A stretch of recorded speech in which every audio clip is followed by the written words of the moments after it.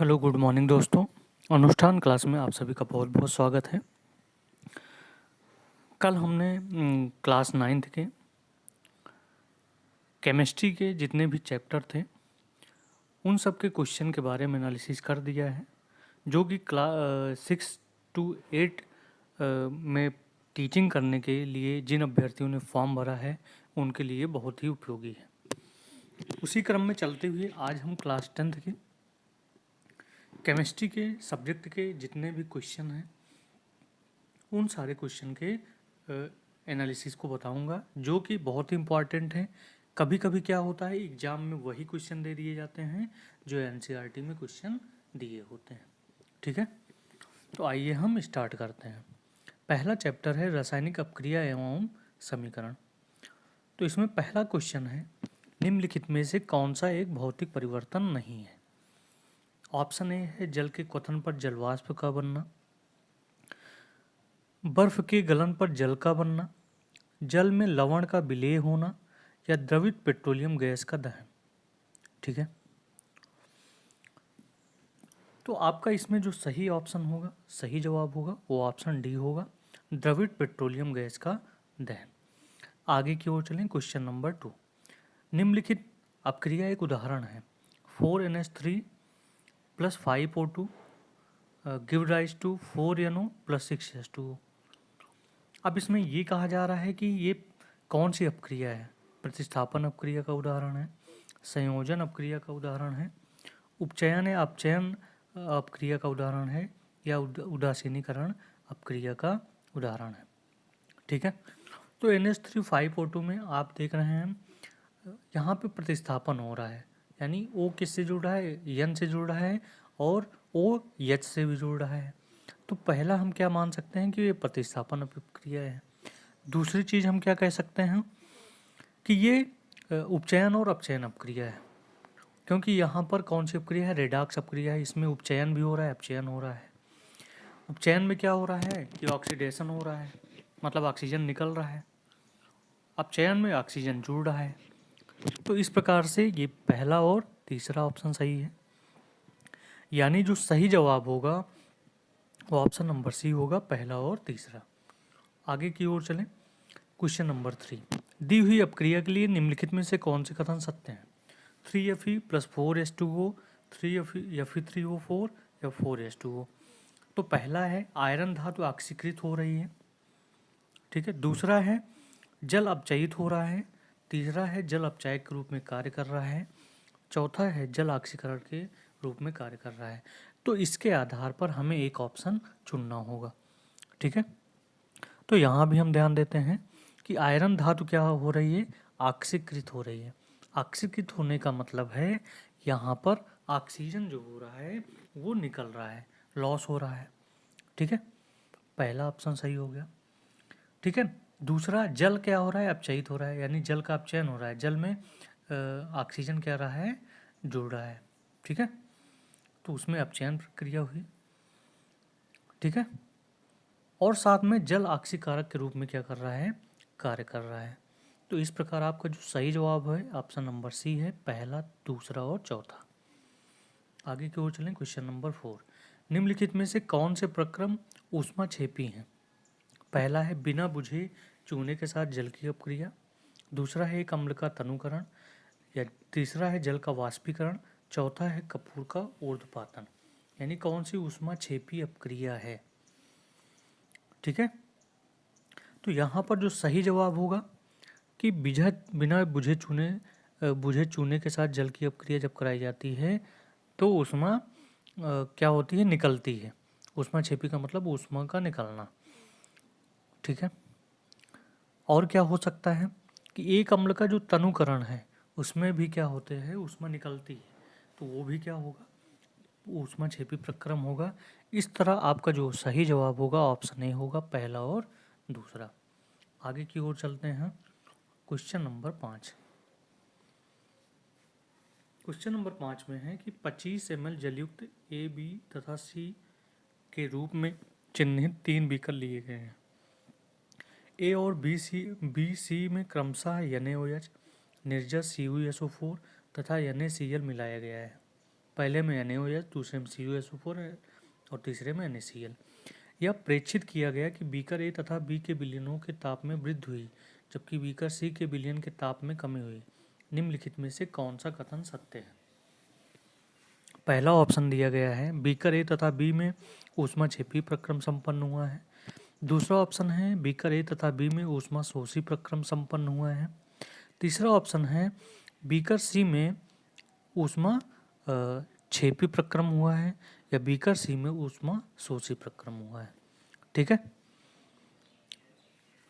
तो यहाँ पर ध्यान देने वाली बात है कि जिसमें ऊष्मा निकलती है, ठीक है, ताप में वृद्धि होगी वो ऊष्मा क्षेपी अपक्रिया होगी और जिसमें ताप में कमी होगी वो ऊष्मा शोषी अपक्रिया होगी। तो इस प्रकार अगर ऑप्शन देखें तो पहला, ठीक है, और चौथा एक ऊष्मा यानी ए और बी के ताप में वृद्धि हो रही ऊष्मा क्षेपी अपक्रिया है, सी में कमी हो रही ऊष्मा शोषी अपक्रिया, इसलिए ऑप्शन आपका कौन सा सही होगा? सी। आगे चलें, क्वेश्चन नंबर 6। अम्लीय परमैंगनेट विलयन केमनोफोर युक्त एक बीकर में फेरस सल्फेट का तनु विलयन धीरे धीरे मिलाया गया। हल्के जामुनी रंग का विलयन क्षीण होता है तथा अंततः रंग विलुप्त हो गया। निम्नलिखित में से कौन सी व्याख्या उपरोक्त प्रेक्षण के लिए सही है?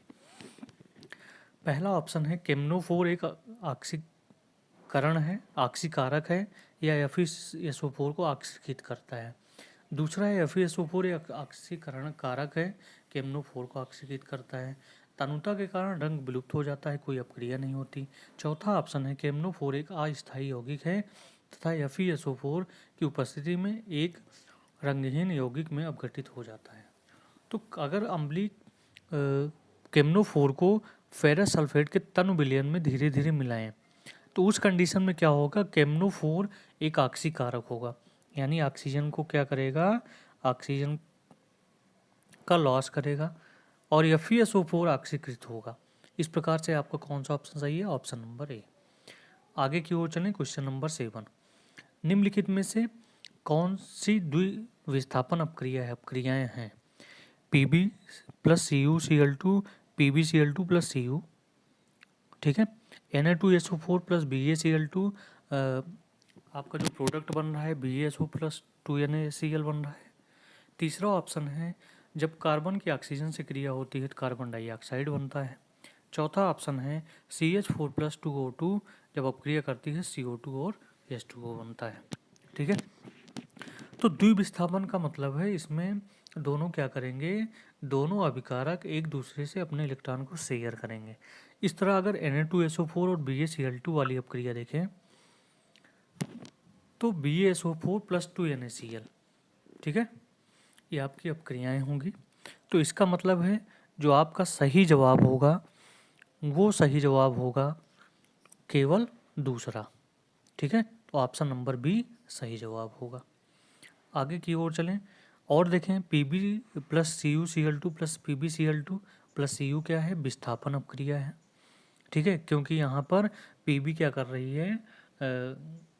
क्लोरीन को विस्थापित कर रही है। ठीक है, C प्लस O2 क्या है? ये आपकी होगी, ठीक है, तो ये आपकी होगी संयुक्त अपक्रियाएं या साधारण अपक्रिया। ठीक है, आगे की ओर चलें, क्वेश्चन नंबर 8। सूर्य के प्रकाश की उपस्थिति में सिल्वर क्लोराइड के उद्भासन पर वह स्लेटी क्यों हो जाता है? ठीक है, सिल्वर क्लोराइड, तो पहला ऑप्शन दिया गया है सिल्वर क्लोराइड के अपघटन पर सिल्वर बनने से, दूसरा सिल्वर क्लोराइड के ऊर्ध्वपातन से, तीसरा सिल्वर क्लोराइड के क्लोरीन गैस में विघटन से और चौथा है सिल्वर क्लोराइड के ऑक्सीकरण से। ठीक है, तो क्वेश्चन नंबर 8 में जो सही जवाब होगा, ठीक है, कि सिल्वर, तो दोस्तों क्वेश्चन नंबर 8 में जो सही जवाब होगा वो क्या होगा? वो ऑप्शन ए होगा, केवल पहला, यानी सिल्वर क्लोराइड के अपघटन पर सिल्वर जब बनता है तो इसलिए वह क्या हो जाता है? स्लेटी कलर में बदल जाता है। आगे की ओर चलें, क्वेश्चन नंबर 9 कि ठोस कैल्शियम ऑक्साइड जल के साथ तीव्रता से अपक्रिया कर, ठीक है, कैल्शियम ऑक्साइड CaO जब जल के साथ तीव्रता से अपक्रिया कर कैल्शियम हाइड्रोक्साइड CaOH का ट्वाइस बनाता है तथा साथ में ऊष्मा उत्पन्न होती है, तो तो इस प्रक्रिया को चूने का बुझाना कहते हैं। और कैल्शियम हाइड्रॉक्साइड जल में घुलकर इसका विलयन बनाता है, जिसे चूने का पानी कहते हैं। निम्नलिखित में से कौन से कथन चूने के बुझाने तथा उनके विलयन बनने के लिए सत्य हैं? तो पहला है, यह एक ऊष्मा शोषी अपक्रिया है। ठीक है। दूसरा है, यह एक ऊष्मा छेपी अपक्रिया है। तीसरा है, परिणामी विलयन की pH 7 से अधिक होगी। चौथा है, परिणामी विलयन की pH 7 से क्या होगी, कम होगी। ठीक है। तो इस प्रकार अगर देखें तो क्या हो रहा है, जब CaOH का ट्वाइस बन रहा है तो क्या हो रहा है, ऊष्मा उत्पन्न हो रही है। अगर ऊष्मा उत्पन्न होगी तो कैसी अपक्रिया होगी, ऊष्मा छेपी अपक्रिया होगी। और परिणामी जो विलयन है वो क्षारीय बन गया है, तो उस समय pH जो होगी क्या होगी, 7 से अधिक होगी। इसलिए जो आपका सही जवाब होगा बी, दूसरा और तीसरा। आगे की ओर चलें। क्वेश्चन नंबर 10 कि barium chloride BaCl2 ammonium sulphate के अपक्रिया पर बेरियम सल्फेट तथा अमोनियम क्लोराइड देता है। ठीक है। निम्नलिखित में से कौन अपक्रिया के प्रकार को सही प्रदर्शित करता है? पहला विस्थापन अपक्रिया, दूसरा अवक्षेपण अपक्रिया, तीसरा संयोजन अपक्रिया और चौथा है द्विविस्थापन अपक्रिया। ठीक है। तो बेरियम क्लोराइड अमोनियम सल्फेट, ठीक है, तो जब ये दोनों अपक्रियाएं करेंगे तो ये कैसी अपक्रिया होगी, द्विविस्थापन अपक्रिया होगी। कैसी अपक्रिया होगी, द्विविस्थापन अपक्रिया होगी। और साथ में द्विविस्थापन अपक्रिया को ही क्या बोलते हैं, अवक्षेपण अपक्रिया, क्योंकि ये अवक्षेप के रूप में एक अवक्षेप पदार्थ लास्ट में बनता है जो नीचे तली पर जमा रहता है, जिसे अवक्षेपण कहते हैं। ठीक है। तो आपका जो सही जवाब होगा वो दूसरा और चौथा होगा, यानी अवक्षेपण अपक्रिया और द्विविस्थापन अपक्रिया। तो आपका सही जवाब होगा ऑप्शन नंबर डी। आगे चलें। क्वेश्चन नंबर 11, जल का विद्युत अपघटन एक अपघटन अपक्रिया है। तो जल के विद्युत अपघटन में मुक्त हुई हाइड्रोजन एवं ऑक्सीजन गैस का मोलर अनुपात क्या होगा? ऑप्शन ए 1:1 होना चाहिए, ऑप्शन बी कहता है 2:1 होना चाहिए, ऑप्शन सी कहता है 4:1 होना चाहिए, या ऑप्शन डी कहता है कि 1 कितना होना चाहिए, 2 होना चाहिए। ठीक है। तो यहाँ पर जो सही जवाब होगा वो H2O होता है, तो यानी 2 क्या होगा, 1 होगा, इसलिए आपका ऑप्शन बी सही जवाब है। आगे की ओर चलें। क्वेश्चन नंबर 12, निम्नलिखित में से कौन सा ऊष्माशोषी प्रक्रम है? पहला सल्फ्यूरिक अम्ल का तनुकरण, दूसरा शुष्क बर्फ का ऊर्ध्वपातन, तीसरा जलवाष्प का संघनन, चौथा है जल का वाष्पीकरण। ठीक है। तो आप देखेंगे सल्फ्यूरिक अम्ल का तनुकरण कैसी अपक्रिया है, ऊष्मा छेपी अपक्रिया है। ठीक है। कैसी अपक्रिया है, ऊष्मा छेपी अपक्रिया है। और जलवाष्प का संघनन भी कैसी अपक्रिया, ऊष्मा छेपी अपक्रिया है। तो आपका सही जवाब कौन सा होगा, सही जवाब होगा दूसरा और चौथा, यानी शुष्क बर्फ का ऊर्ध्वपातन ऊष्मा शोषी प्रक्रम है और जल का वाष्पीकरण भी ऊष्मा शोषी प्रक्रम है। ठीक है। तो क्वेश्चन नंबर कौन सा ऑप्शन सही होगा, 12 में डी।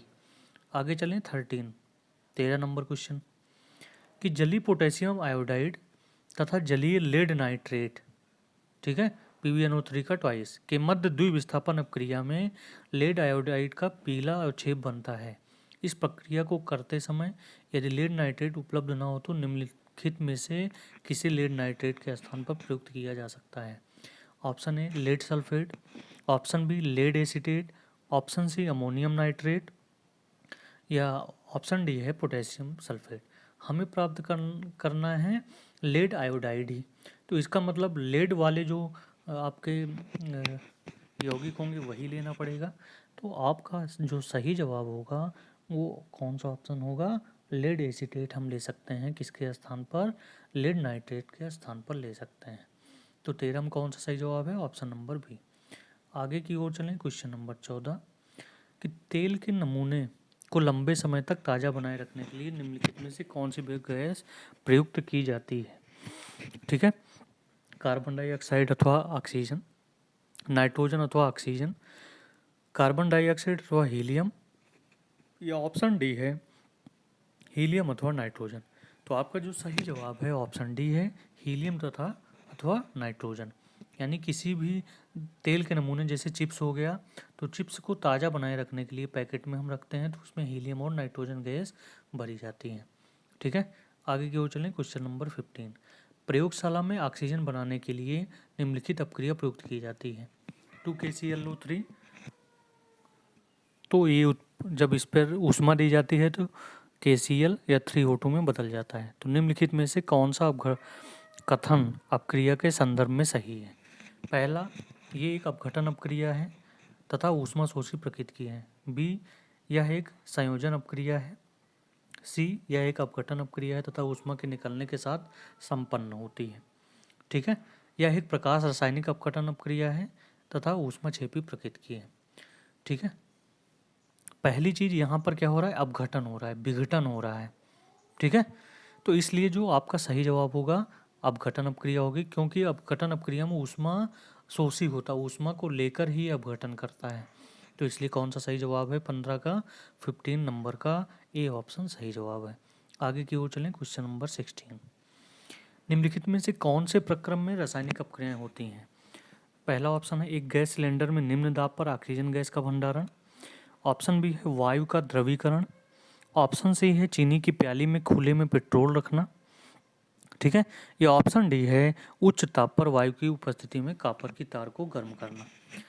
तो इसमें से जो रासायनिक अपक्रिया होगी वो होगी कि कॉपर को वायु की उपस्थिति में क्या किया जाए, गर्म किया जाए। तो आपका ऑप्शन नंबर कौन सा सही होगा? डी ऑप्शन सही होगा। क्वेश्चन नंबर 17 की तरफ अब ध्यान दें। तो क्वेश्चन नंबर 17 कहता है कि निम्नलिखित में से कौन सी रासायनिक अपक्रिया में अपक्रिया ताप पर क्रिया कारकों एवं क्रिया फलों की अवस्था को सही संकेत चिन्हों द्वारा प्रदर्शित किया जाता है? ऑप्शन ए है 2s2+O2। ठीक है, और ये प्रोडक्ट बनाता है 2s2O, 2s2+O2 ये प्रोडक्ट बनाता है 2s2O। ठीक है, जहाँ s2 क्या है, s2 लिक्विड दिया गया है और ऑक्सीजन में लिक्विड दिया गया है। ठीक है, तो इसका मतलब दोनों लिक्विड नहीं है क्योंकि दोनों गैस हैं। तो जहाँ पे दोनों ऑप्शन में गैस हो, जैसे 2s2 गैस है, O2 भी गैस है। ठीक है, तो बनाएगा क्या 2s2O, इसलिए आपका सही जवाब होगा ऑप्शन नंबर डी। ठीक है, क्योंकि दोनों क्या होंगे, गैस होंगे और गैस अपक्रिया करके गैस बना रही है। आगे की ओर चलें। क्वेश्चन नंबर 18, क्वेश्चन नंबर 18 में क्या है कि निम्नलिखित में से संयोजन अपक्रिया कौन सी है? संयोजन में क्या होती है, ऊष्मा निकलती है। संयोजन में क्या होगी, ऊष्मा निकलेगी और उसमें केवल एक ही उत्पाद बनता है। तो इसमें देखिए कौन सा ऐसा ऑप्शन है जिसमें एक उत्पाद बन रहा है। तो आप देख रहे हैं MgO को H2O से क्रिया करवाई जाए तो MgOH का ट्वाइस बन रहा है, यानी दूसरा ऑप्शन। और तीसरे में एक उत्पाद बन रहा है और इसमें ऊष्मा निकलती है। तो इसलिए जो 18 का सही जवाब होगा ऑप्शन नंबर होगा दूसरा और तीसरा, यानी डी ऑप्शन आपका सही जवाब होगा। ठीक है, ओके।